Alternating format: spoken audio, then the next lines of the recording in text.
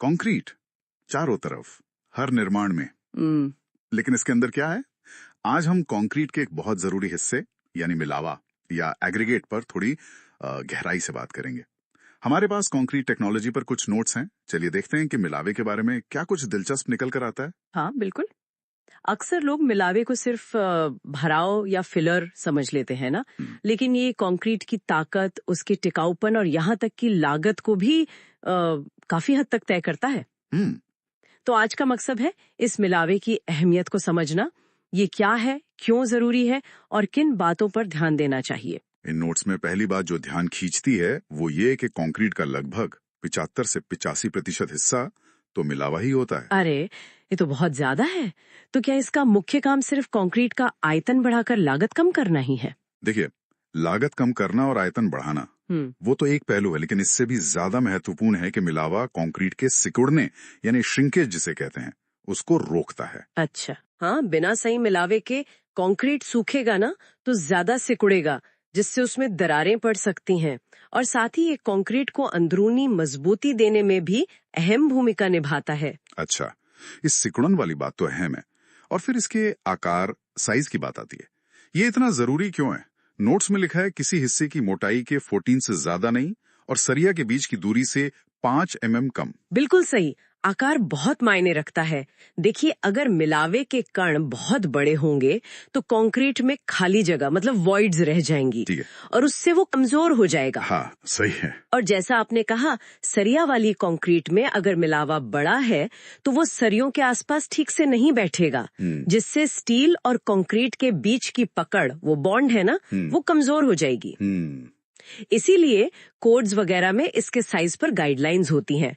आमतौर पे 20 mm काफी इस्तेमाल होता है। आकार के अलावा क्या मिलावे की सतह कैसी है, मतलब खुरदुरी या चिकनी, इससे भी फर्क पड़ता है? नोट्स में जिक्र है कि खुरदुरी सतह बेहतर होती है। हाँ, ये भी एक महत्वपूर्ण गुण है। खुरदुरी सतह वाले जो मिलावे होते हैं ना, वो सीमेंट पेस्ट के साथ ज्यादा मजबूती से चिपकते हैं। अच्छा। इस बेहतर पकड़ से कंक्रीट की बेंडिंग या मोड़ झेलने की क्षमता, जिसे हम फ्लेक्सुरल स्ट्रेंथ कहते हैं, वो बढ़ जाती है। मतलब लोड पड़ने पर कंक्रीट बिना टूटे थोड़ा ज्यादा झुक सकता है। एक और दिलचस्प बात नोट्स में है रेत का फूलना, बल्किंग ऑफ सैंड। ये थोड़ा अजीब सा लगता है कि नमी से रेत का आयतन बढ़ जाता है, वो भी 5 से 6% नमी पर 20-40% तक, और महीन रेत में ज्यादा। इसका क्या मतलब है फिर? ये एक बहुत ही प्रैक्टिकल प्रॉब्लम है। असल में होता क्या है कि जब रेत में थोड़ी नमी होती है तो पानी की एक पतली परत हर कण के चारों ओर बन जाती है और सतह तनाव, सरफेस टेंशन के कारण कण एक दूसरे से दूर हटते हैं। अच्छा। इससे रेत का कुल आयतन काफी बढ़ जाता है। खासकर महीन रेत में ये ज्यादा होता है। अब सोचिए, अगर आप वॉल्यूम के हिसाब से रेत नापकर कंक्रीट बना रहे हैं और रेत फूली हुई है तो असल में रेत कम जा रही है। बिल्कुल, जरूरत से कम रेत डाल रहे होंगे।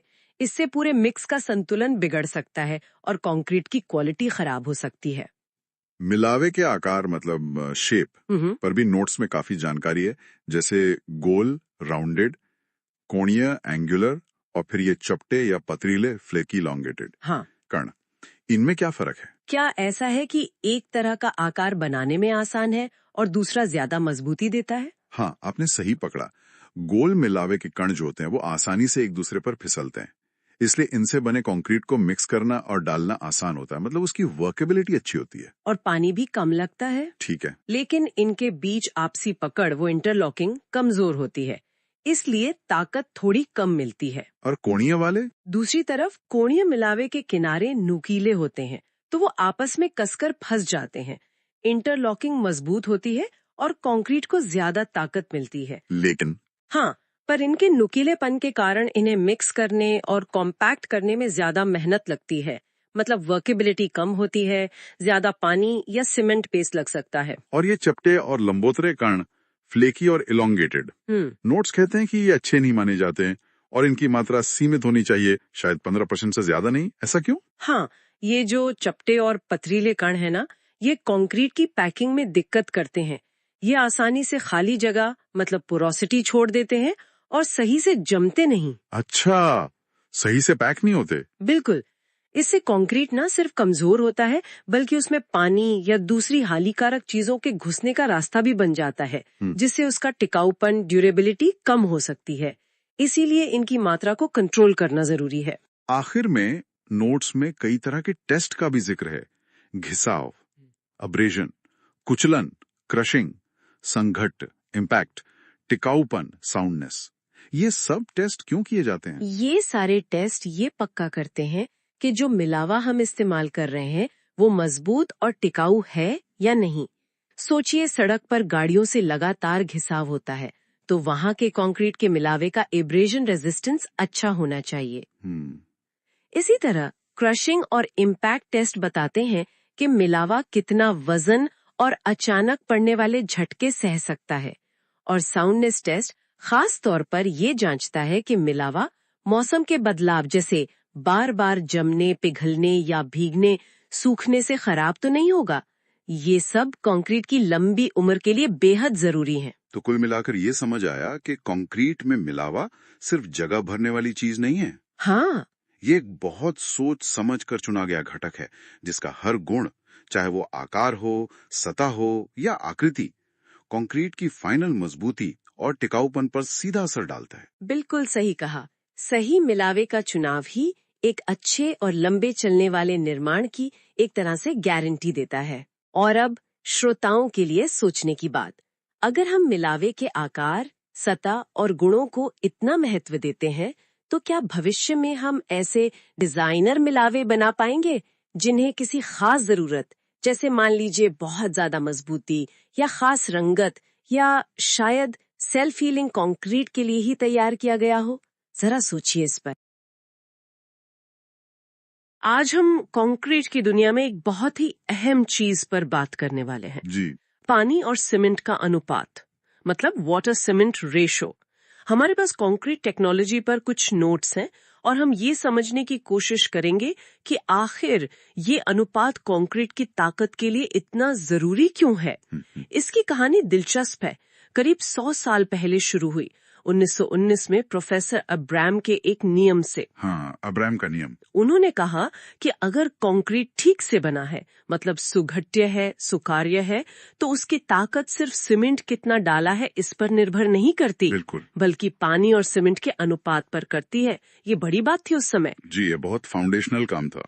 तो पहले ये समझ लेते हैं, ये जल सीमेंट अनुपात है क्या आखिर? ये बहुत सीधा सा है।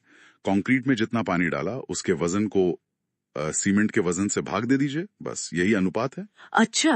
और मजे की बात यह है, अगर कंक्रीट को ठीक से कॉम्पैक्ट किया गया है, जमाया गया है, तो उसकी जो ताकत है वो इस अनुपात के व्युत्क्रमानुपाती होती है, मतलब इनवर्सली प्रोपोर्शनल। मतलब अनुपात कम तो ताकत ज्यादा। बिल्कुल सही। सामर्थ्य प्रोपोर्शनल 1 जल सीमेंट अनुपात। ऐसा इसलिए होता है क्योंकि सीमेंट को हाइड्रेशन के लिए, अपनी रासायनिक क्रिया के लिए एक तय मात्रा में ही पानी चाहिए। अच्छा। उससे ज्यादा पानी डालेंगे तो वो बाद में सूख जाएगा और वो छोटी छोटी खाली जगहें, बारीक नसें बना देगा कंक्रीट में, जिन्हें कैपिलरी पोर्स कहते हैं शायद। जी हाँ, कैपिलरी पोर्स। और वो कंक्रीट को अंदर से कमजोर कर देती हैं। तो आमतौर पर ये अनुपात कितना रखते हैं फिर? कोई रेंज होगी? हाँ, ज्यादातर जो सामान्य कंक्रीट के काम होते हैं उनमें ये 0.4 से 0.6 के बीच रहता है। 0.4 से 0.6? जी। और अगर कंक्रीट ऐसा चाहिए जो आसानी से बह सके, मतलब जिसकी सुकार्यता अच्छी हो, तो कम से कम 0.4 तो रखना ही पड़ता है। और कंक्रीट मिक्स कैसे कर रहे हैं, हाथ से या मशीन से? इससे भी फर्क पड़ता है? हाँ, बिल्कुल पड़ता है।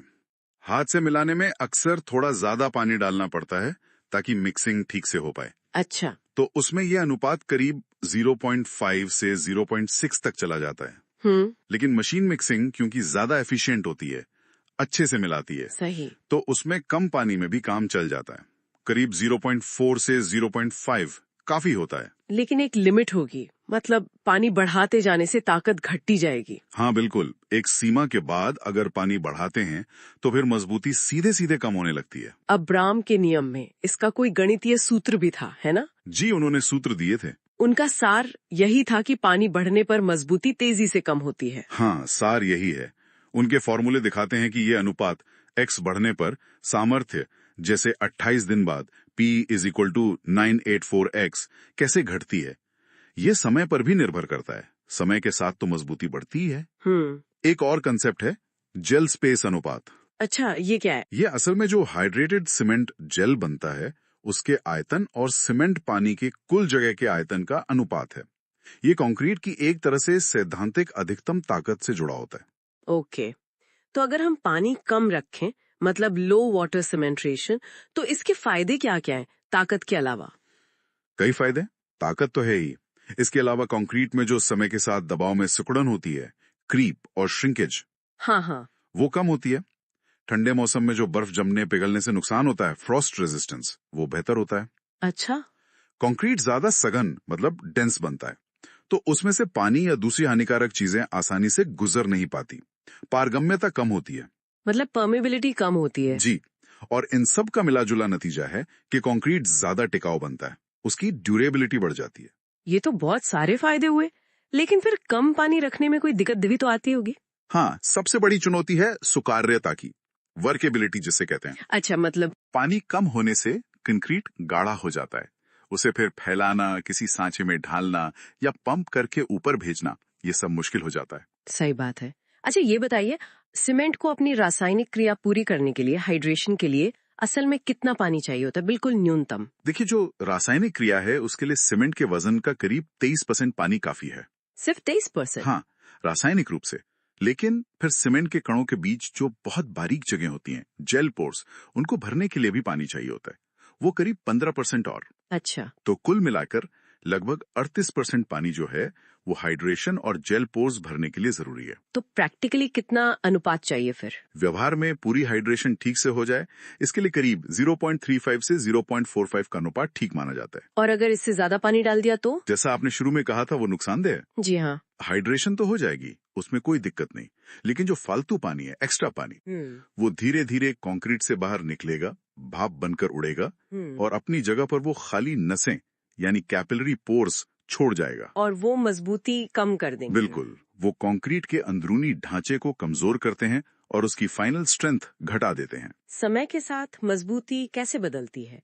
कंक्रीट तो धीरे धीरे सेट होता है ना? हाँ, कंक्रीट की आयु बढ़ने के साथ उसकी सामर्थ्य बढ़ती जाती है। जैसे अगर हम 28 दिन की मजबूती को 100% मान लें, जो कि स्टैंडर्ड माना जाता है टेस्टिंग के लिए। हाँ, M20, M25 ग्रेडिंग 28 डेज पर ही होती है। जी, तो 7 दिन में करीब 65% मजबूती आ जाती है और 1 साल तक में ये 120% या उससे भी ज्यादा पहुंच सकती है।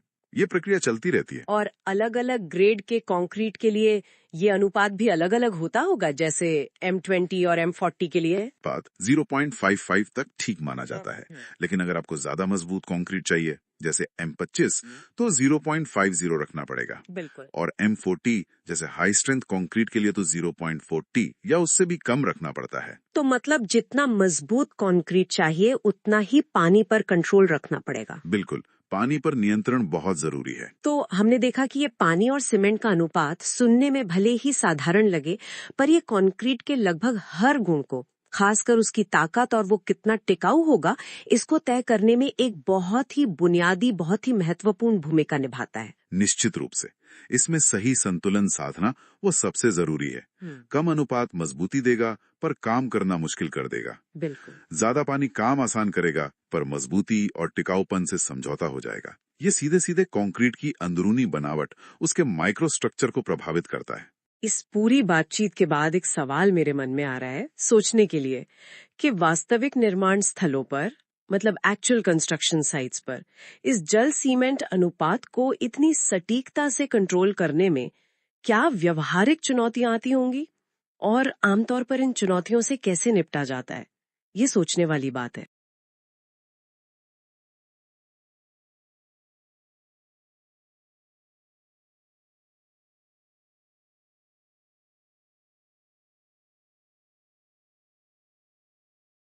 नमस्कार, आज हम कंक्रीट टेक्नोलॉजी के एक बहुत जरूरी पहलू पर बात कर रहे हैं। हाँ, कंक्रीट की सुकार्यता, या जिसे वर्केबिलिटी कहते हैं। बिल्कुल, ये समझना कि कंक्रीट कितनी आसानी से मिक्स होता है, फैलता है और सही से कॉम्पैक्ट हो जाता है। हाँ, मतलब असल में ये वो अंदरूनी काम है जो कंक्रीट को पूरी तरह कॉम्पैक्ट करने में लगता है। आसान भाषा में कहें तो कंक्रीट कितना यूजर फ्रेंडली है साइट पर। सही। और ये सिर्फ सहूलियत नहीं है, कंक्रीट की जो फाइनल क्वालिटी और मजबूती है उसके लिए बहुत अहम है। तो फिर कौन सी चीजें हैं जो इसे घटाती बढ़ाती हैं?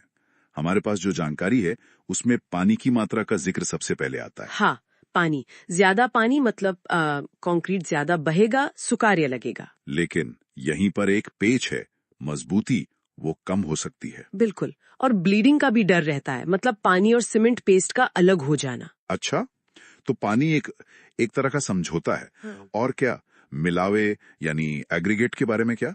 हाँ, मिलावा। उसका आकार, उसकी बनावट सब मायने रखता है। जैसे गोल मिलावा। गोल वाला? हाँ, उससे क्या होता है? वो कंक्रीट को ज्यादा सुकार्य बनाता है, मतलब बहने में आसान, पर उनमें इंटरलॉकिंग कम होती है। तो मजबूती थोड़ी कम हो जाती होगी। हाँ, बिल्कुल। दूसरी तरफ अगर मिलावा कोणीय है, एंगुलर, तब तब कंक्रीट उतना आसानी से बहेगा नहीं, मतलब सुकार्यता कम, पर इंटरलॉकिंग अच्छी होगी तो मजबूती ज्यादा मिलेगी। तो ये हमेशा एक बैलेंस बनाने वाली बात है, सुकार्यता चाहिए या मजबूती। सही कहा। और सिर्फ आकार नहीं, मिलावे का साइज भी। बड़े साइज का मिलावा अक्सर सुकार्यता बढ़ाता है, और सतह अगर चिकनी हो तो भी। अच्छा, और मिलावे का श्रेणीकरण मतलब ग्रेडिंग? हाँ, ग्रेडिंग बहुत जरूरी है। अगर मिलावा वेल ग्रेडेड है, यानी उसमें अलग अलग साइज के कण सही अनुपात में है, तो खाली जगह कम भरेगी और कंक्रीट आसानी से कॉम्पैक्ट होगा। एग्जैक्टली, तो सुकार्यता बेहतर होगी। और हाँ, मिक्स में सीमेंट की मात्रा। ज्यादा सीमेंट मतलब ज्यादा पेस्ट, तो सुकार्यता भी ज्यादा। आजकल तो कई तरह के केमिकल्स वो एडमिक्सचर्स भी इस्तेमाल होते हैं। बिल्कुल। सुपर प्लास्टिसाइजर तो बहुत कॉमन है। वो पानी की मात्रा बढ़ाए बिना ही कंक्रीट को ज्यादा फ्लोएबल, ज्यादा सुकार्य बना देते हैं। कमाल है। और एयर एंड ट्रेनिंग एजेंट्स? वो भी सुकार्यता में मदद करते हैं, साथ ही फ्रीज थॉ रेजिस्टेंस भी बढ़ाते हैं। एक और चीज, तापमान और समय, इनका भी असर होता है। हाँ, बिल्कुल। जैसे जैसे तापमान बढ़ता है या कंक्रीट मिक्स होने के बाद समय बीतता है, तो पानी भाप बनने लगता है, सीमेंट सेट होने लगता है। सही। और नतीजा, सुकार्यता कम हो जाती है। इसीलिए ताजा कंक्रीट जल्दी इस्तेमाल करना जरूरी होता है। ये तो हो गई फैक्टर्स की बात। अब इसे मापते कैसे? साइट पर कैसे पता करें कि कंक्रीट ठीक है या नहीं? उसके लिए कई टेस्ट हैं। सबसे आम है स्लम्प टेस्ट। स्लम्प टेस्ट, हाँ, ये तो सुना है, फील्ड में काफी होता है। हाँ, बहुत प्रैक्टिकल है। एक स्टैंडर्ड साइज का कोन होता है, उसमें कंक्रीट भरते हैं, फिर कोन हटाकर देखते हैं कि कंक्रीट कितना नीचे बैठ गया। अच्छा, वो जो ऊंचाई कम होती है वही स्लम्प वैल्यू है? बिल्कुल। ये कंक्रीट की कंसिस्टेंसी का एक अंदाजा देता है। इसमें भी अलग अलग तरह के स्लम्प होते हैं शायद, जैसे ट्रू, शेयर? हाँ, ट्रू स्लम्प मतलब कंक्रीट सीधा बैठा है, शेयर मतलब एक तरफ को फिसल गया, और कोलैप्स मतलब पूरा ढह गया। शेयर या कोलैप्स का मतलब क्या हुआ? मिक्स में गड़बड़? हाँ, अक्सर यही होता है। शायद पानी बहुत ज्यादा है या मिक्स ठीक से हुआ नहीं। और अलग अलग काम के लिए अलग स्लम्प चाहिए होता होगा? जरूर। जैसे सड़क बनानी है तो कम स्लम्प चलेगा, शायद 20 से 40 mm। और अगर बीम या स्लैब है जिसमें सरिया ज्यादा होता है? वहाँ ज्यादा सुकार्यता चाहिए ताकि कंक्रीट हर कोने में पहुंच जाए, तो स्लम्प 50 से 100 mm तक हो सकता है। मास कंक्रीट के लिए फिर कम रखते हैं, 25-50 mm। स्लम्प के अलावा और कौन से टेस्ट महत्वपूर्ण है? Compaction factor test. हाँ, कॉम्पैक्शन फैक्टर टेस्ट। ये स्लम्प से ज्यादा सेंसिटिव माना जाता है, खासकर जब कंक्रीट बहुत कड़ा हो, मतलब लो वर्केबिलिटी वाला। इसमें क्या करते हैं? इसमें देखते हैं कि कंक्रीट को स्टैंडर्ड तरीके से गिराने पर वो कितना कॉम्पैक्ट होता है। इसकी वैल्यू हमेशा 1 से कम होती है। जैसे मान लीजिए 0.85 आया तो मतलब कम सुकार्यता, 0.92 आया तो मध्यम। और एक वीबी टेस्ट भी है। हाँ, वीबी कंसिस्टोमीटर। ये बहुत ही ज्यादा कड़े कंक्रीट के लिए है, जिसका स्लम्प लगभग 0 हो। इसमें टाइम मापते हैं शायद। सही। इसमें देखते हैं कि वाइब्रेशन देने पर कंक्रीट को पूरी तरह रीमोल्ड होने में कितने सेकंड लगते हैं। ज्यादा सेकंड मतलब कम सुकार्यता। अच्छा, तो मोटे तौर पर स्लम्प टेस्ट मीडियम से हाई वर्केबिलिटी के लिए, हाँ, कॉम्पैक्शन फैक्टर लो से वेरी लो के लिए, और वीबी टेस्ट एक्सट्रीमली लो वर्केबिलिटी के लिए, और फ्लो टेस्ट बहुत हाई वर्केबिलिटी के लिए होता है। तो ये साफ है कि सुकार्यता एक जटिल चीज है, कई फैक्टर्स पर निर्भर करती है और उसे सही से मापना जरूरी है। बिल्कुल। सिर्फ मजबूती ही नहीं, कंक्रीट को सही जगह पर पहुंचाना, कॉम्पैक्ट करना, फिनिशिंग देना, इन सब के लिए सही सुकार्यता चाहिए। साइट पर इसका प्रैक्टिकल मतलब क्या हुआ? मतलब ये कि आपको कितनी सुकार्यता चाहिए, ये इस पर भी निर्भर करेगा कि कॉम्पैक्शन कैसे करना है, वाइब्रेटर है या हाथ से करना है। अच्छा, और स्ट्रक्चर कैसा है? उसमें सरिया कितना है? हाँ, अगर सेक्शन पतला है या सरिया बहुत ज्यादा है तो आपको ज्यादा सुकार्य कंक्रीट चाहिए होगा, ताकि वो बिना किसी दिक्कत के हर जगह पहुंच जाए। तो कुल मिलाकर ये सिर्फ एक नंबर नहीं है, ये कंक्रीट की परफॉर्मेंस से जुड़ा है। बिल्कुल। इस सारी बातचीत के बाद एक सवाल मेरे मन में घूम रहा है। जब किसी प्रोजेक्ट के लिए फैसला लेना हो, हाँ, तो स्ट्रक्चर की मजबूती की जरूरत और साइट पर काम करने की आसानी, जैसे पंप से डालना है या हाथ से, इनके बीच सही बैलेंस कैसे खोजा जाए, ये हमेशा एक चुनौती रहती होगी। ये वाकई एक अहम सवाल है और हर प्रोजेक्ट में इसका जवाब अलग हो सकता है। ये अनुभव और सही इंजीनियरिंग जजमेंट की बात। नमस्कार। आज हम कंस्ट्रक्शन की एक बहुत ही बुनियादी पर बेहद जरूरी तकनीक पर बात करने वाले हैं, फॉर्म वर्क, मतलब जिसे आम भाषा में शटरिंग भी कहते हैं। जी, शटरिंग ये वो ढांचा है जो गीले कंक्रीट को उसकी सही शक्ल में रखता है जब तक वो सेट ना हो जाए। हाँ, और जो जानकारी हमारे पास है उसमें शटरिंग, सेंटरिंग और स्टेजिंग, इन तीनों में फर्क भी बताया गया है। अक्सर लोग कंफ्यूज हो जाते हैं इनमें। बिल्कुल हो जाते हैं। देखिए, शटरिंग है वर्टिकल चीजों के लिए, जैसे कॉलम हो गए, दीवारें हो गई, उनके साइड में जो लगता है। सेंटरिंग होता है हॉरिजॉन्टल सपोर्ट, मतलब छत या बीम के नीचे का सहारा। अच्छा। और स्टेजिंग का काम है इन दोनों को, शटरिंग और सेंटरिंग को, सही ऊंचाई पर टिका कर रखना। समझ गई। और ये बात भी काफी चौंकाने वाली है कि फॉर्म वर्क का खर्चा पूरे प्रोजेक्ट कॉस्ट का 20 से 35% तक हो सकता है। हाँ, ये बहुत बड़ा हिस्सा है। सिर्फ मटेरियल नहीं, इसमें लेबर और टाइम भी लगता है काफी, इसलिए इस पर ध्यान देना बहुत जरूरी है। बिल्कुल, 20-35% तो बहुत ज्यादा है। तो फिर जाहिर है सबसे पहला सवाल यही आता होगा कि कौन सा मटेरियल इस्तेमाल किया जाए। लकड़ी, प्लाईवुड, स्टील, यही मुख्य है ना? हाँ, मोटे तौर पर यही चलते हैं। लकड़ी का फॉर्म वर्क, मतलब चीड़ या देवदार जैसी लकड़ी का, वो छोटे प्रोजेक्ट्स के लिए ठीक है जहां बजट कम हो। और किफायती भी होता होगा। हाँ, सस्ता पड़ता है। लेकिन प्लाईवुड जो है वो थोड़ा बेहतर है, उसकी सतह चिकनी होती है ना, तो कंक्रीट की फिनिश अच्छी आती है। जहां फिनिशिंग मायने रखती है वहां प्लाईवुड यूज होता है। अच्छा, अलग अलग मोटाई में आता है ये। जी, 3 mm से लेकर 18 mm तक, जैसी जरूरत हो। और स्टील, उसके बारे में तो कहते हैं कि वो बहुत चलता है। हाँ, स्टील फॉर्म वर्क की यही सबसे बड़ी बात है। वो बहुत मजबूत और टिकाऊ होता है। जानकारी के हिसाब से एक ही स्टील फॉर्म वर्क को आप 50 बार तक इस्तेमाल कर सकते हैं। 50 बार? हाँ, और लकड़ी वाला? लकड़ी वाला तो बस 4-5 बार, उसके बाद वो खराब होने लगता है। अरे वाह, मतलब 10 गुने से भी ज्यादा का फर्क। ये तो लागत और प्लानिंग पर बहुत असर डालता होगा। बिल्कुल, लंबे प्रोजेक्ट्स या जहां एक ही तरह का काम बार बार होना है, वहां स्टील बहुत फायदेमंद रहता है। खैर, ये तो हुई मटेरियल की बात, लेकिन एक और चीज है जो शायद स्ट्रक्चर की मजबूती के लिए सबसे अहम है। वो है फॉर्मवर्क हटाने का सही टाइम। हाँ, ये बहुत क्रिटिकल है। इसके लिए कोई स्टैंडर्ड गाइडलाइन है, जैसे IS 456-2000 का जिक्र है? जी, IS 456 code he main guideline है भारत में कंक्रीट कंस्ट्रक्शन के लिए, और ये साफ बताता है कि फॉर्मवर्क कब हटाना है। अगर जल्दी हटा दिया तो स्ट्रक्चर कमजोर रह जाएगा। हाँ, कंक्रीट को पूरी ताकत पकड़ने का टाइम नहीं मिलेगा। वो शायद अपना वजन न संभाल पाए, झुक जाए या उसमें क्रैक्स आ जाए। तो क्या टाइमिंग है इसके हिसाब से? देखिए, ये निर्भर करता है कि कौन सा हिस्सा है और उसका स्पैन कितना है, मतलब दो सपोर्ट्स के बीच की दूरी। जैसे कॉलम, दीवारें या बीम की साइड वाली शटरिंग आप 16 से 24 घंटे में हटा सकते हैं। अच्छा, वो जल्दी हट जाती है। हाँ, क्योंकि वो वजन नहीं ले रही होती ज्यादा। लेकिन जो नीचे का सपोर्ट है, जैसे स्लैब के नीचे की टेक, जिसे प्रॉप्स कहते हैं, बल्लियां। हाँ बल्लियां, उन्हें हटाने के लिए अगर स्पैन मतलब पार्ट 4.5 मीटर तक है तो 7 दिन रुकना है। 7 दिन? जी, और अगर स्पैन उससे ज्यादा है तो 14 दिन। और बीम के लिए? बीम के लिए भी स्पैन पर निर्भर करता है। 6 मीटर स्पैन तक 14 दिन, और उससे ज्यादा है तो 21 दिन। बाप रे, मतलब 3 हफ्ते तक इंतजार करना पड़ सकता है बड़ी बीम के लिए। जी हाँ, ये बहुत जरूरी है स्ट्रक्चर की सेफ्टी के लिए। बिल्कुल। अच्छा, अब जरा ये समझें कि ये फॉर्मवर्क बनता कैसे है। इसके अलग अलग पार्ट्स होते हैं ना, शीटिंग, स्टड, वेब, टाई, ये सब क्या है? हाँ, ये इसके हिस्से हैं।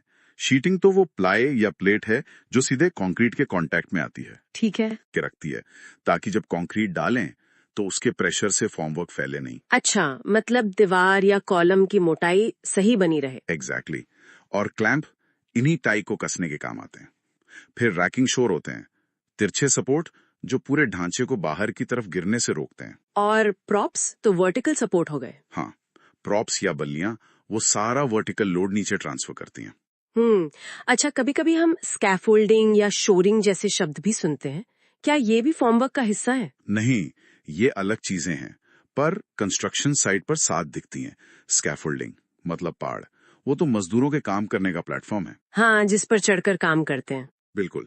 और शोरिंग का इस्तेमाल होता है किसी पुरानी या कमजोर दीवार या बिल्डिंग को अस्थायी सहारा देने के लिए, ताकि वो गिरे नहीं। अच्छा, ये सेफ्टी के लिए है, फॉर्मवर्क की तरह कंक्रीट को शेप नहीं देता। नहीं, बिल्कुल नहीं। फॉर्मवर्क का काम है नए कंक्रीट को आकार देना।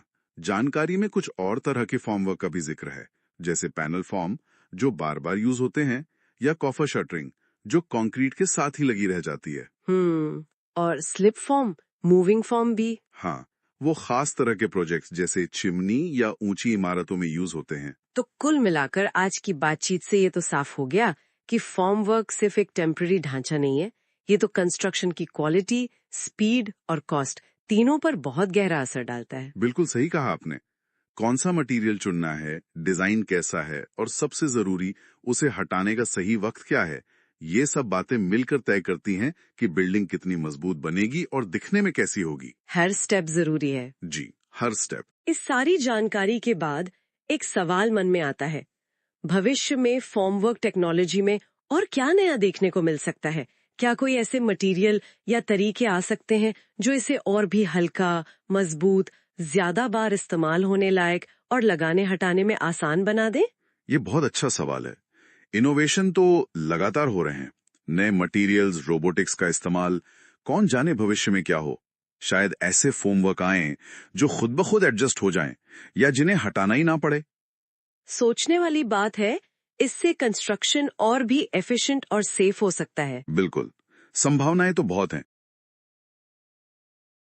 नमस्कार, आज हम बात करने वाले हैं कंक्रीटिंग ऑपरेशंस पर। हाँ, नमस्कार। ये एक ऐसा विषय है जो दिखता सरल है पर है काफी डिटेल्ड। बिल्कुल, हमारे पास कुछ तकनीकी दस्तावेज हैं और हमारा मकसद है कंक्रीटिंग के जो मुख्य चरण हैं उन्हें आसान भाषा में समझना, भंडारण से लेकर तराई तक। सही कहा, क्योंकि ये सिर्फ मिक्सर में सीमेंट, रेत, गिट्टी डालना भर नहीं है। हाँ, ये एक पूरी प्रक्रिया है। मोटे तौर पर 8 चरण कह सकते हैं हम। हाँ। भंडारण, फिर बैचिंग, मिक्सिंग, परिवहन। बिछाना, कुटाई, फिर फिनिशिंग और आखिर में तराई। तो चलिए एक एक करके समझते हैं। पहला कदम भंडारण। ठीक है। सीमेंट को सूखी जगह पर ही क्यों रखना चाहिए, और कितने टाइम तक ठीक रहती है? देखिए, सीमेंट और नमी इनकी बिल्कुल नहीं बनती। जैसे ही नमी लगती है वो हार्ड होने लगता है और उसकी जो ताकत है वो कम हो जाती है। अच्छा। सोर्स बताते हैं कि अगर सीमेंट 3 महीने से ज्यादा पुराना हो गया तो उसे इस्तेमाल करने से बचना चाहिए। उसकी ताकत आप मानिए 20% तक कम हो सकती है। ओह, 20% काफी होता है। बिल्कुल। और सिर्फ सीमेंट ही नहीं, एग्रीगेट मतलब गिट्टी और रेत, उनको भी सही ढंग से स्टोर करना जरूरी है। वो कैसे? अलग अलग साइज के हैं तो उनके ढेर अलग हों, और ढेर का शेप वो ट्रेपेजॉइडल मतलब समलंबाकार होना चाहिए, करीब 1.5 मीटर ऊंचा। इससे वो स्थिर रहता है और मटेरियल बर्बाद नहीं होता। तो भंडारण मतलब सिर्फ रखना नहीं, क्वालिटी कंट्रोल का पहला स्टेप है। एकदम सही। यहीं से अच्छी कंक्रीट की नींव पड़ती है। ठीक है, इसके बाद आता है बैचिंग, मतलब सही अनुपात में चीजें मापना, है ना? हाँ जी, बैचिंग इसे वॉल्यूम यानी आयतन से भी करते हैं और वेट यानी भार से भी। तो कौन सा तरीका बेहतर है? मैंने सुना है भार वाला तरीका ज्यादा अच्छा माना जाता है। हाँ, भार से बैचिंग ज्यादा सटीक होती है, खासकर बड़े प्रोजेक्ट्स के लिए। ऐसा क्यों? क्योंकि देखिए, रेत या गिट्टी में नमी कम ज्यादा हो सकती है। नमी बदले भी तो उसका आयतन भी थोड़ा बदल जाता है, लेकिन वजन वो तो उतना ही रहेगा। अच्छा, ये बात है। इसीलिए IS कोड 456 भी भार से बैचिंग की सिफारिश करता है, और ये भी बताता है कि तौलने वाले उपकरण कितने सटीक होने चाहिए।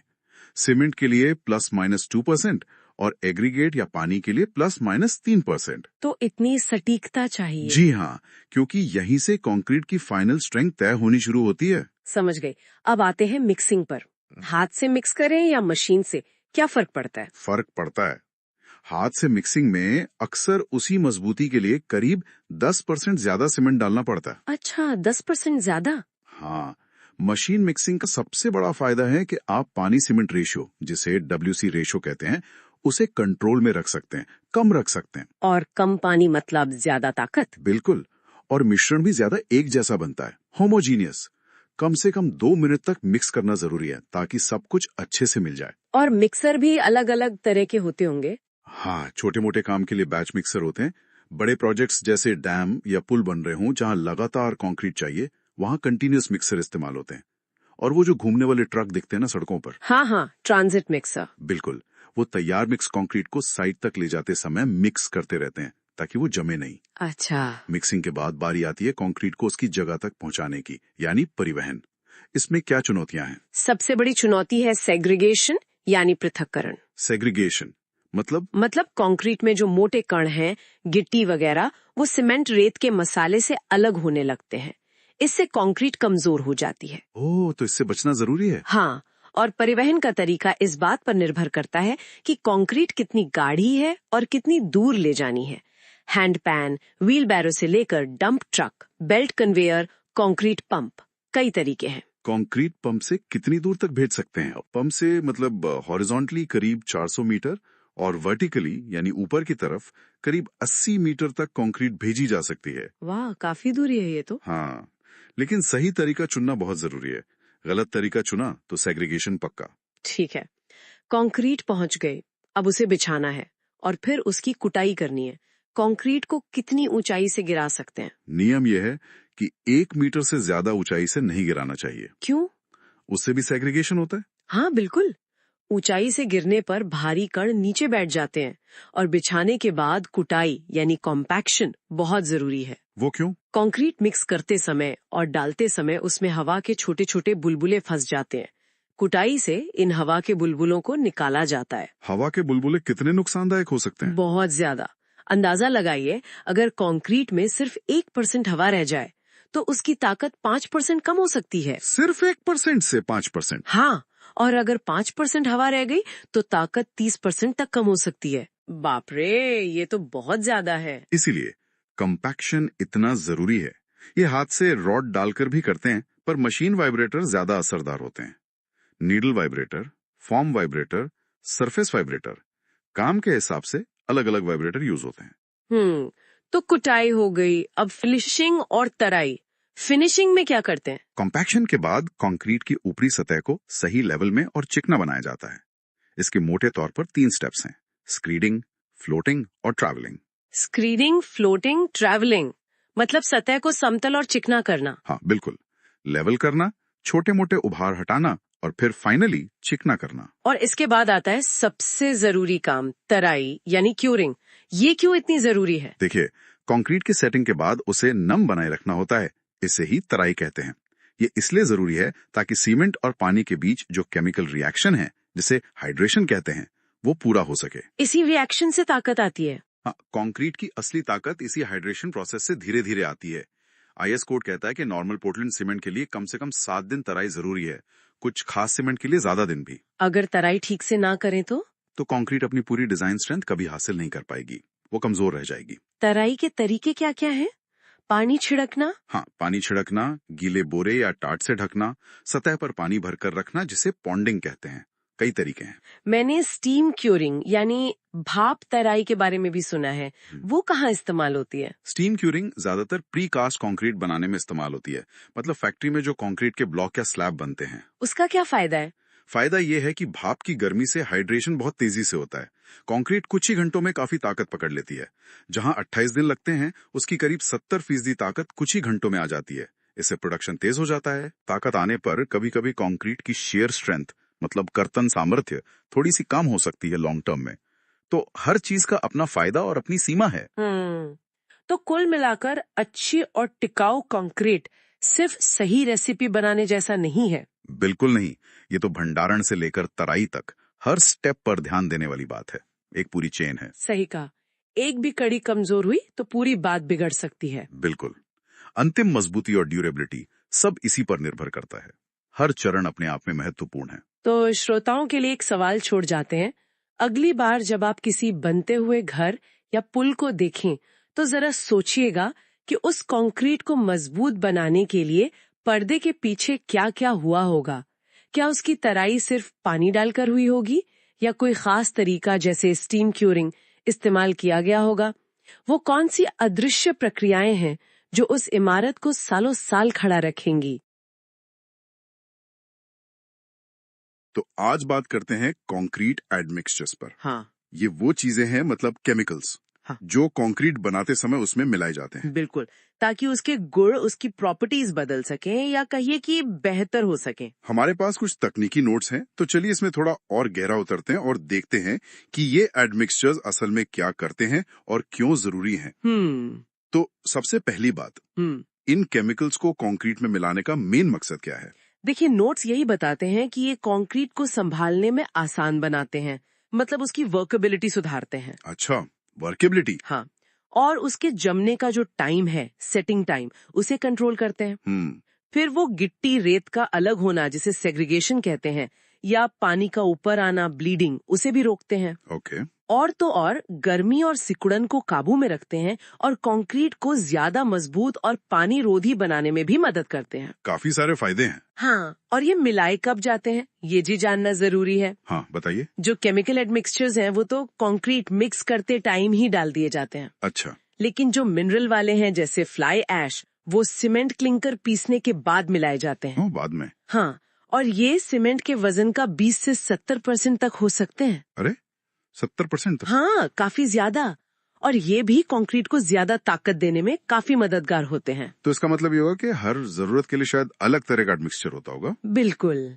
जैसे अगर कंक्रीट को जल्दी जमाना हो, नोट्स में त्वरकों का जिक्र है, मतलब एक्सेलरेटर्स। हाँ, एक्सेलरेटर्स वही काम करते हैं। वो हाइड्रेशन की प्रक्रिया, मतलब पानी के साथ सीमेंट का रिएक्शन, उसे तेज कर देते हैं। अच्छा। जिससे कंक्रीट को शुरुआती मजबूती जल्दी मिल जाती है। उदाहरण के तौर पे? जैसे सोडियम सल्फेट है, कैल्शियम क्लोराइड यानी CaCl2 है।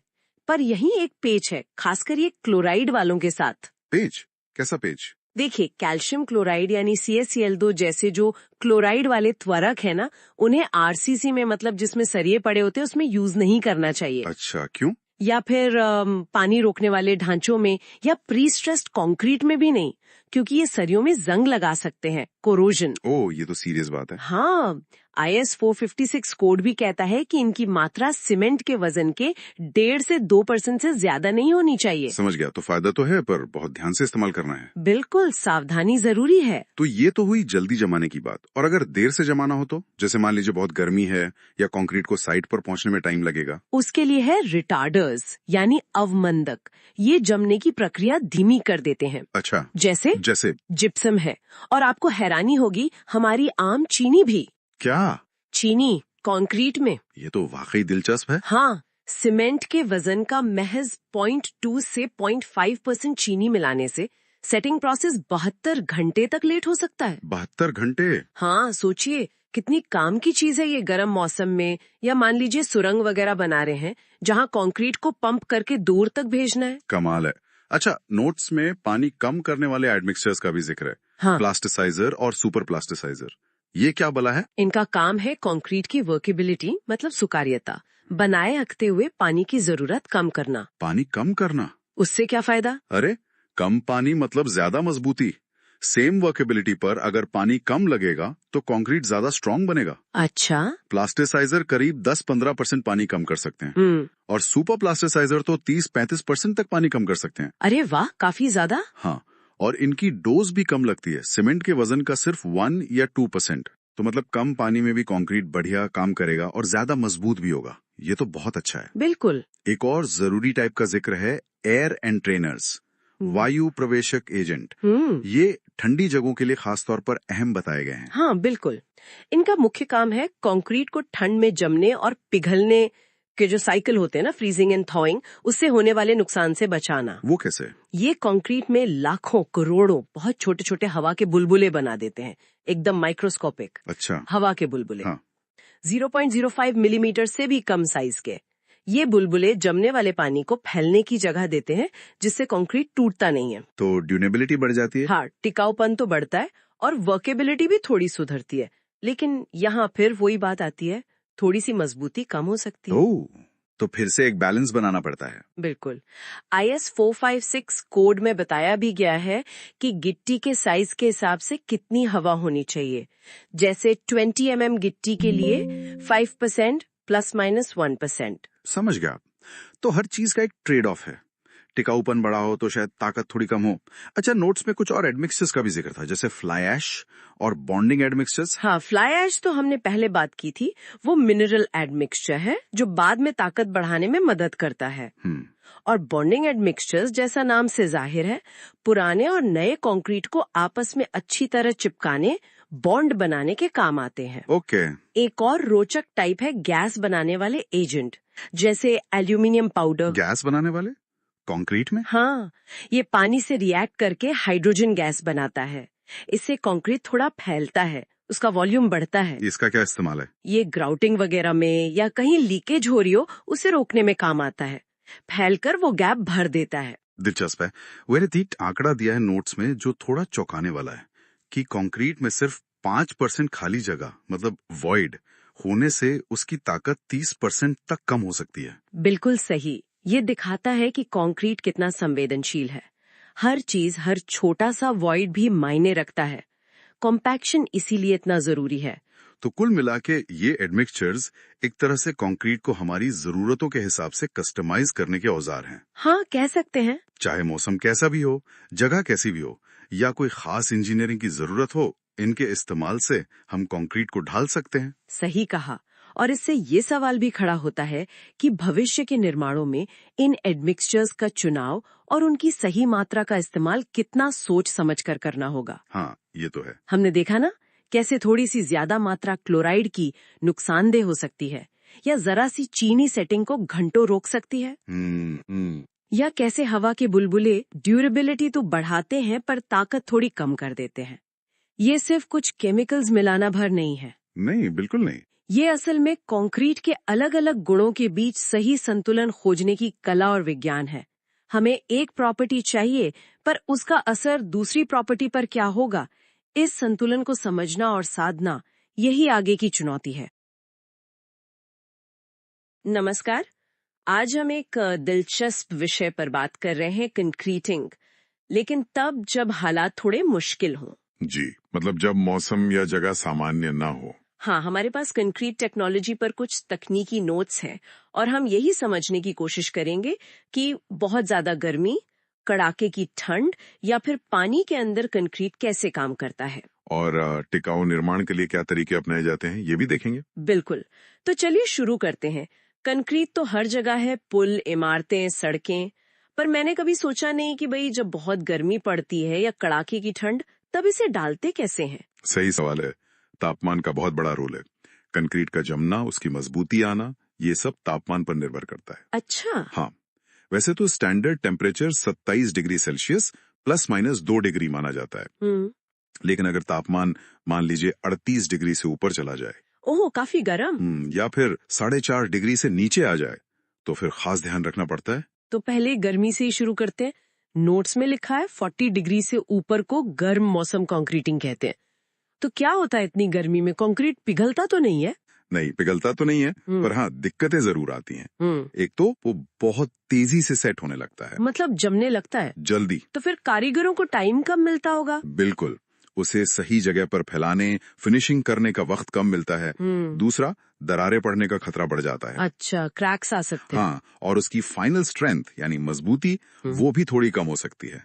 और तराई का पानी, मतलब क्योरिंग वाटर, वो जल्दी उड़ जाता है। ओ, तो क्यूरिंग ठीक से नहीं हो पाती। सही, जो कि मजबूती के लिए बहुत जरूरी है।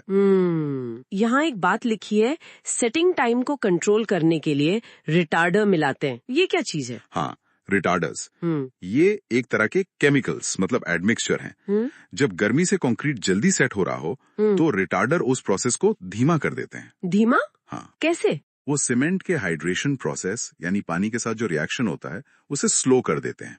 जैसे जिप्सम या कुछ शुगर बेस्ड कंपाउंड्स, इससे काम करने का ज्यादा टाइम मिल जाता है। समझ गई। मतलब गर्मी की तेजी को ये धीमा कर देते हैं। अच्छा है। हाँ, तो ये तो हुई गर्मी की बात। अब आते हैं सर्दी पर। इंडियन स्टैंडर्ड्स के हिसाब से 5 डिग्री सेल्सियस से कम तापमान ठंडा मौसम है। यहाँ क्या चैलेंज है? यहाँ कहानी बिल्कुल उल्टी है। गर्मी में तेजी थी, सर्दी में सब कुछ धीमा पड़ जाता है। धीमा मतलब? मतलब सीमेंट का पानी के साथ रिएक्शन बहुत स्लो हो जाता है, मजबूती बहुत धीरे धीरे आती है। कितना धीरे? अंदाजा लगाइए, जो स्ट्रेंथ 20 डिग्री पर शायद एक दिन में आ जाए, हाँ, वही स्ट्रेंथ 4 डिग्री सेल्सियस पर आने में करीब 1 हफ्ता लग सकता है। 1 हफ्ता? बाप रे, ये तो पूरा प्रोजेक्ट डिले हो जाएगा। बिल्कुल।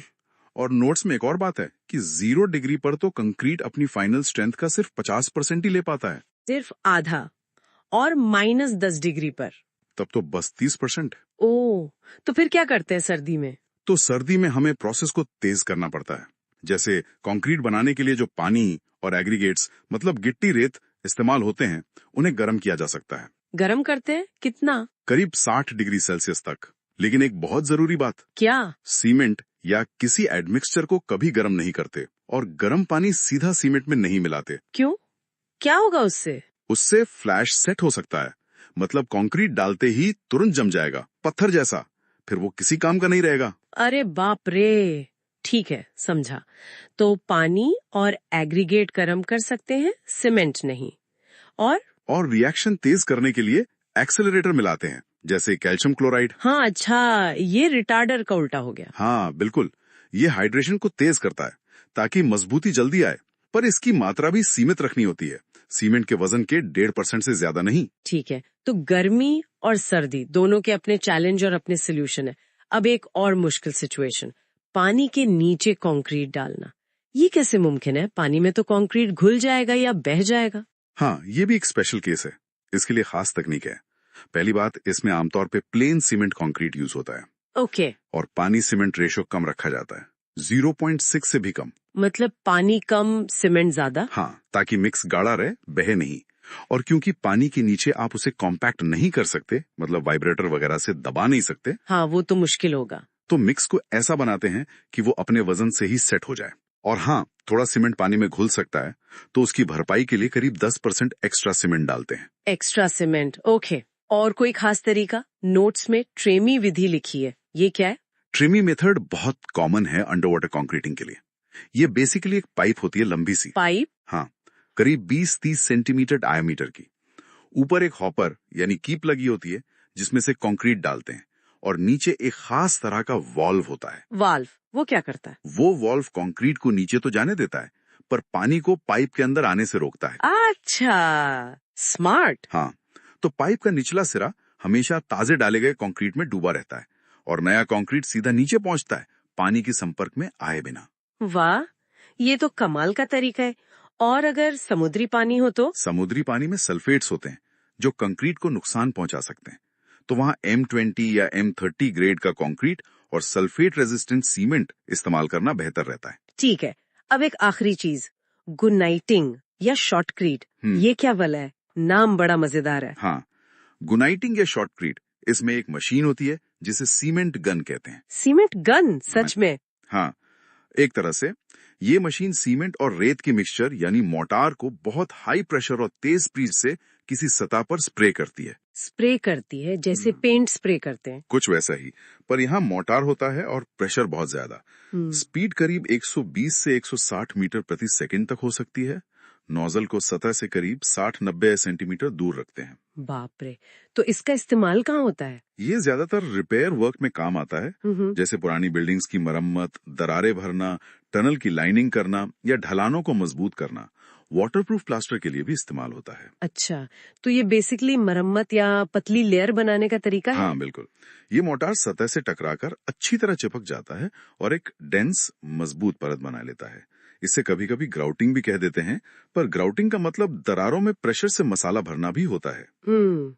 तो आज हमने देखा कि कंक्रीट जो इतना कॉमन मटेरियल लगता है, उसे मुश्किल हालात में इस्तेमाल करने के लिए कितनी इंजीनियरिंग और कितनी अलग अलग तकनीकें लगती हैं, चाहे गर्मी हो, सर्दी हो या पानी के नीचे काम करना हो। बिल्कुल, ये तकनीकें ही हैं जो सुनिश्चित करती हैं कि हमारा इंफ्रास्ट्रक्चर, हमारे पुल, बांध, इमारतें हर मौसम और हर परिस्थिति में मजबूत और टिकाऊ बने। सही कहा, ये सोचना भी अजीब लगता है कि कंक्रीट जैसी रोज की चीज के पीछे इतनी साइंस और इतनी बारीकियां छुपी है ना?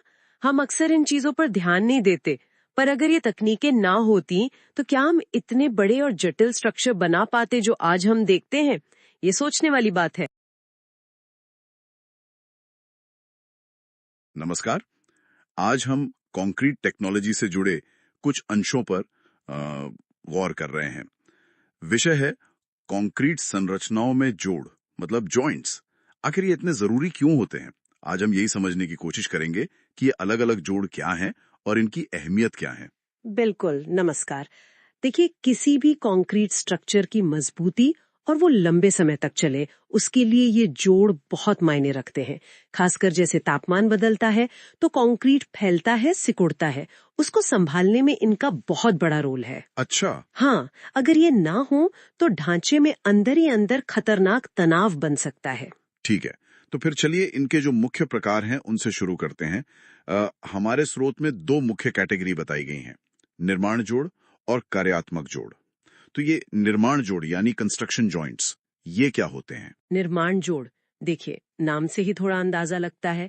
ये तब बनते हैं जब कंक्रीट डालने का काम बीच में रोकना पड़ता है। मान लीजिए कोई बड़ी स्लैब डाल रहे हैं और काम एक दिन में पूरा नहीं हो सकता, तो जहां काम रुका वहां एक जोड़ बन गया। ये एक तरह का जरूरी ठहराव है। अच्छा, मतलब काम रुकने की वजह से बनते हैं ये। हाँ, और कोशिश ये रहती है कि इन्हें ऐसी जगहों पर बनाया जाए जहां ढांचे पर स्ट्रेस मतलब तनाव कम हो। तनाव कम हो, जैसे? जैसे बेंडिंग मोमेंट मतलब मुड़ने का जोर, या शेयर फोर्स वो काटने वाला जोर, जहां ये कम हो। ताकि जोड़ खुद ही कोई कमजोरी ना बन जाए। बिल्कुल सही। इसीलिए इनकी जगह सोच समझकर तय की जाती है। जैसे स्रोत बताता है, बीम है तो उसके बीच के तिहाई हिस्से में वर्टिकल, बीच के तिहाई हिस्से में, ठीक है। कॉलम में जहां बीम जुड़ती है उससे थोड़ा नीचे, करीब 10-15 सेंटीमीटर नीचे हॉरिजॉन्टल। हॉरिजॉन्टल कॉलम में, ओके। और स्लैब में बीच के स्पैन में वर्टिकल।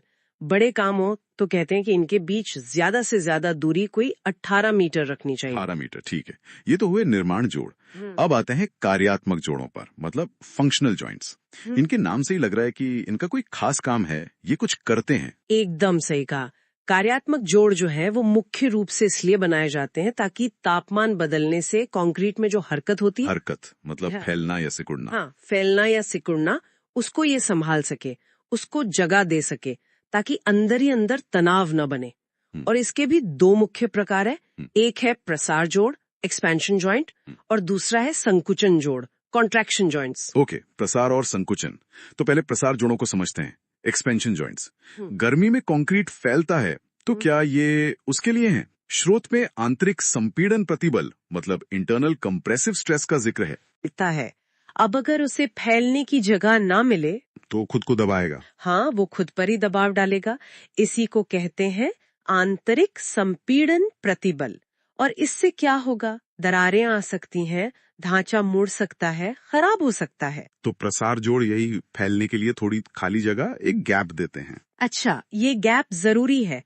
कितना फैल सकता है कंक्रीट, कुछ अंदाजा है? हाँ, स्रोत में एक आंकड़ा दिया है कि अगर तापमान सिर्फ 10 डिग्री सेल्सियस बढ़े तो 30 मीटर लंबा कंक्रीट का हिस्सा करीब 10 मिलीमीटर तक फैल सकता है। 10 मिलीमीटर, सिर्फ 10 डिग्री से?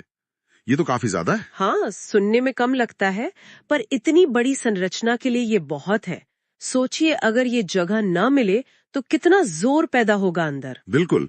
तो फिर ये जोड़ कितनी कितनी दूरी पर दिए जाते हैं? देखिए, भारतीय मानक ब्यूरो BIS कहता है कि बड़ी इमारतों में हर 30 से 45 मीटर पर प्रसार जोड़ देना चाहिए। पर यह निर्भर भी करता है कि ढांचे का कौन सा हिस्सा है। जैसे दीवारों के लिए शायद 30 मीटर ठीक हो, पर बैल्कनी जैसी जगह पर 6 से 12 मीटर पर ही देना पड़ सकता है। अच्छा, अलग अलग हिस्सों के लिए अलग अलग नियम है। हाँ, और ये जोड़ करीब 6 से 40 मिलीमीटर तक चौड़े हो सकते हैं।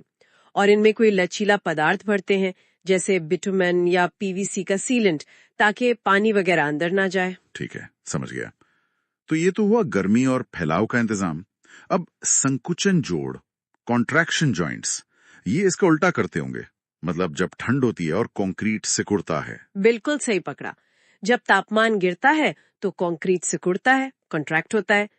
इस सिकुड़न से उसमें खिंचाव पैदा होता है, टेंसाइल स्ट्रेस। खिंचाव, अच्छा। हाँ, और अगर ये खिंचाव उसकी ताकत से ज्यादा हो जाए तो उसमें महीन दरारें, हेयरलाइन क्रैक्स पड़ सकती हैं। तो संकुचन जोड़ इन दरारों को रोकते हैं। ड्रोल तरीके से। अच्छा, तो ये एक तरह से दरारों के लिए गाइडलाइन बना देते हैं। चालाकी है। हाँ, कह सकते हैं। ये सिकुड़न भी ठीक ठाक होती है, करीब 2 से 4 मिलीमीटर प्रति 10 मीटर लंबाई पर। इसलिए छत और फर्श जैसी बड़ी सतहों पर हर 5 से 10 मीटर पर ये संकोचन जोड़ दिए जाते हैं। 5 से 10 मीटर पर, ठीक है। हाँ, वैसे स्रोत ये भी कहता है कि अगर डिजाइन में दरारों को कंट्रोल करने के लिए काफी स्टील मतलब सरिया इस्तेमाल किया गया है तो शायद इन जोड़ों की जरूरत ना भी पड़े। अच्छा, मतलब सरिया भी कुछ हद तक ये काम कर सकता है। हाँ, वो टेंसाइल स्ट्रेस को संभालने में मदद करता है। तो कुल मिला के बात यह है कि कंक्रीट में ये जो हमें गैप या लाइनें दिखती हैं, ये सिर्फ डिजाइन के लिए नहीं है, ये असल में बहुत सोच समझकर बनाई गई इंजीनियरिंग व्यवस्थाएं हैं। बिल्कुल, आप कह सकती हैं कि ये ढांचे के लिए जरूरी सांस लेने की जगहें हैं। ये तापमान के बदलने से या निर्माण के दौरान होने वाली अनिवार्य हरकतों और ताकतों को संभालने के लिए डिजाइन की जाती हैं, ताकि पूरा स्ट्रक्चर सुरक्षित रहे। तो निष्कर्ष यह है कि कंक्रीट में ये जोड़, चाहे वो निर्माण के हों या कार्यात्मक, ये खाली जगहें नहीं हैं। ये संरचना की सुरक्षा और उसकी लंबी उम्र के लिए बहुत जरूरी हिस्से हैं। ये फैलाव, सिकुड़न और यहाँ तक कि कंस्ट्रक्शन की लॉजिस्टिक्स को भी मैनेज करते हैं। निश्चित रूप से। और ये समझना कि ये जोड़ कहाँ और क्यों दिए जाते हैं, ये दिखाता है कि इंजीनियर मटेरियल के बर्ताव का कैसे अनुमान लगाते हैं। मतलब बदलती परिस्थितियों में वो कैसे रिएक्ट करेगा और उसे कैसे नियंत्रित करना है। ये स्ट्रक्चरल डिजाइन का एक बहुत ही अहम पहलू है। सही कहा। अच्छा, जाते जाते एक सवाल मन में आ रहा है। ये स्रोत तो मुख्य रूप से तापमान और कंस्ट्रक्शन पे फोकस कर रहा है, लेकिन आज की जो जटिल इमारतें बन रही हैं, क्या उनमें कुछ और भी ऐसे फैक्टर्स हो सकते हैं? मतलब छिपे हुए कारक, जैसे कंपन या शायद जमीन का थोड़ा बैठना या अलग अलग तरह के मटेरियल का एक साथ इस्तेमाल, क्या इनके लिए भी खास तरह के जोड़ों की जरूरत पड़ती होगी? ये सोचने वाली बात है। आज हम बात कर रहे हैं कंक्रीट मिक्स अनुपात की। बिल्कुल। मतलब एक मजबूत और टिकाऊ कंक्रीट बनाने के लिए सीमेंट, रेत, बजरी और पानी को सही मात्रा में कैसे मिलाया जाए। जी। हमारे पास कुछ तकनीकी दस्तावेज हैं और हम उनमें से सबसे, जिसे कहते हैं, काम की जानकारी निकालने की कोशिश करेंगे। बिल्कुल, ये सिर्फ चीजों को मिलाने की बात नहीं है, ये सिविल इंजीनियरिंग का एक बहुत ही बुनियादी पहलू है। हाँ। किसी भी बिल्डिंग या पुल की उम्र और ताकत वो इसी सही मिक्स पर टिकी होती हैं। तो चलिए समझते हैं कि ये अनुपात तय कैसे होते हैं। ठीक है, तो सबसे पहले शुरुआत करते हैं कंक्रीट की ताकत से। हाँ। हम अक्सर M15, M20, M25 जैसे ग्रेड सुनते हैं। इसमें ये M और ये जो नंबर है, इसका क्या मतलब है? हाँ, अच्छा सवाल है। देखिए, M का मतलब तो हो गया मिक्स, और जो नंबर है जैसे M20 में 20, वो उसकी अभिलाक्षणिक सामर्थ्य बताता है। अभिलाक्षणिक सामर्थ्य, ओके। कैरेक्टरिस्टिक स्ट्रेंथ कहते हैं अंग्रेजी में। ये Nmm स्क्वायर मतलब न्यूटन प्रति वर्ग मिलीमीटर में मापी जाती है। अच्छा। सरल शब्दों में कहे तो M20 ग्रेड कंक्रीट का मतलब है कि 28 दिन की तराई के बाद, पानी से सींचने के बाद, क्योरिंग, हाँ, क्योरिंग के बाद इसके 150 mm के क्यूब टेस्ट में कम से कम 20 Nm स्क्वायर की ताकत आनी ही चाहिए। अच्छा, ये मिनिमम गारंटी है। हाँ, ये वो न्यूनतम गारंटी ताकत है जिसके नीचे 5% से ज्यादा टेस्ट सैंपल फेल नहीं होने चाहिए। समझ गया। और जैसा कि आपने कहा, ये ताकत आती है सही अनुपात से। तो ये अनुपात किन चीजों पर निर्भर करता है फिर? कई चीजों पर। सबसे पहले तो यही अभिलाक्षणिक सामर्थ्य, मतलब हमें कितनी मजबूती चाहिए। दूसरा है सुकार्यता, जिसे वर्केबिलिटी कहते हैं। हाँ, वर्केबिलिटी। मतलब कंक्रीट कितनी आसानी से बिछाई और कॉम्पैक्ट की जा सकती है। सोचिए, अगर मिक्स बहुत गाढ़ा हो या बहुत पतला तो साइट पर काम करना मुश्किल हो जाएगा, है ना? बिल्कुल, बिल्कुल। तीसरा है टिकाऊपन यानी ड्यूरेबिलिटी। कंक्रीट मौसम और दूसरी बाहरी परिस्थितियों को कितने समय तक झेल सकती है। और इन सब में सबसे महत्वपूर्ण है पानी और सीमेंट का अनुपात, वाटर सीमेंट रेशियो। अच्छा, ये पानी सीमेंट अनुपात क्यों इतना महत्वपूर्ण है? मतलब पानी तो चाहिए ही मिक्स के लिए। हाँ, चाहिए, लेकिन कितना, ये सीधे ताकत और टिकाऊपन को प्रभावित करता है। पानी कम होगा तो मिक्स सूखा रहेगा, काम करना मुश्किल। हाँ, पानी अगर ज्यादा हो गया तो कंक्रीट की ताकत कम हो जाएगी, उसमें छेद मतलब पोरोसिटी बढ़ेगी और वो टिकाऊ नहीं रहेगी। ओहो, यहाँ एक दिलचस्प बात है, कई बार साइट पे क्या होता है, कारीगर काम आसान करने के लिए तैयार मिक्स में ऊपर से और पानी डाल देते हैं। हाँ, ये तो देखा है मैंने। जी, ये बहुत खतरनाक हो सकता है क्योंकि थोड़ा सा भी ज्यादा पानी कंक्रीट की जो डिजाइन की हुई ताकत है उसको काफी कम कर सकता है। अच्छा, ये तो वाकई ध्यान रखने वाली बात है। अब ये मिक्स तय करने के तरीके क्या हैं? क्या M15 और M40 एक ही तरह से बनते हैं? नहीं नहीं, मुख्यतः दो तरीके हैं।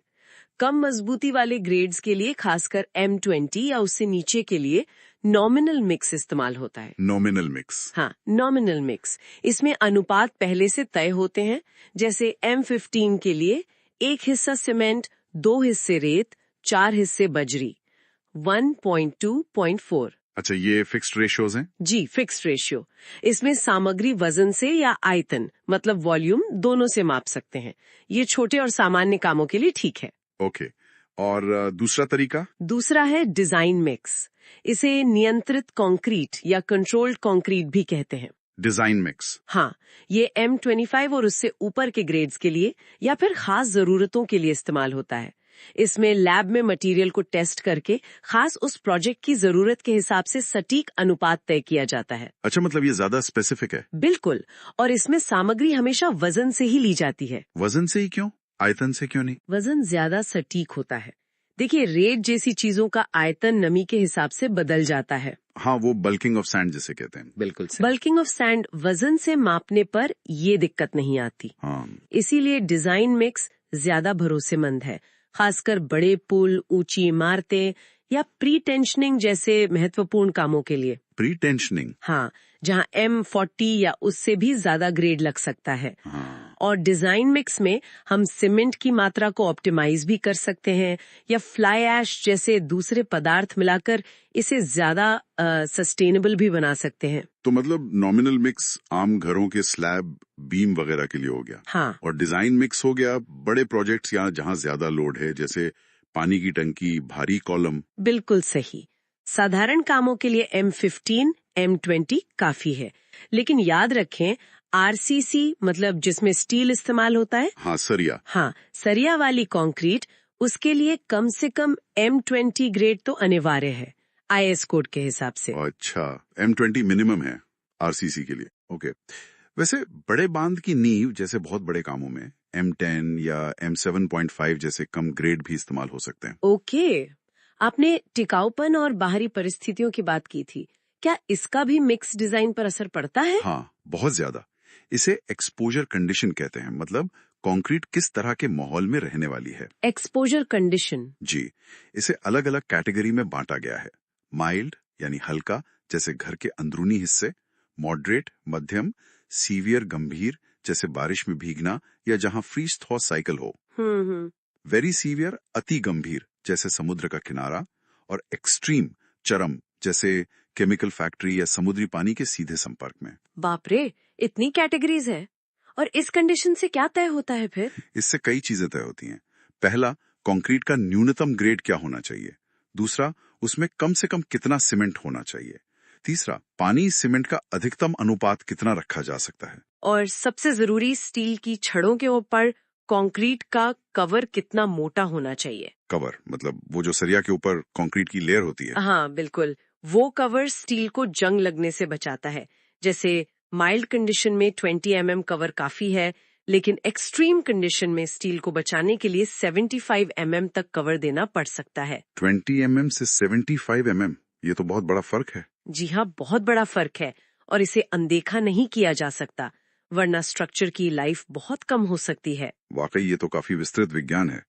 तो संक्षेप में कहें तो कंक्रीट मिक्स सिर्फ अंदाजे से चीजें मिलाना नहीं है। ये एक पूरी इंजीनियरिंग प्रक्रिया है। बिल्कुल। जिसमें मजबूती, काम करने में आसानी, टिकाऊपन और किस माहौल में इस्तेमाल होना है, इन सब बातों का ध्यान रखकर सही अनुपात चुना जाता है। सही। नॉमिनल मिक्स छोटे सामान्य कामों के लिए ठीक है, पर बड़े और महत्वपूर्ण कामों के लिए डिजाइन मिक्स और क्वालिटी कंट्रोल बहुत बहुत जरूरी है। बिल्कुल सही कहा। सही मिक्स चुनना और उसे सही तरीके से बनाना, उसकी क्वालिटी को कंट्रोल करना, यही किसी भी निर्माण की लंबी उम्र की गारंटी है। इसमें अगर कोताही की तो वो बाद में बहुत भारी पड़ सकती है। इस पूरी चर्चा के बाद एक सवाल मन में आता है, जिस तरह मटेरियल साइंस तरक्की कर रहा है, क्या भविष्य में कंक्रीट के ये जो पारंपरिक अनुपात और तरीके हैं, ये बदल जाएंगे? क्या हम ऐसी कोई स्मार्ट कंक्रीट देखेंगे जो खुद ही मतलब अपनी जरूरत के हिसाब से ढल जाए या अपनी सेहत की जानकारी दे सके? पता नहीं, सोचने वाली बात है ये।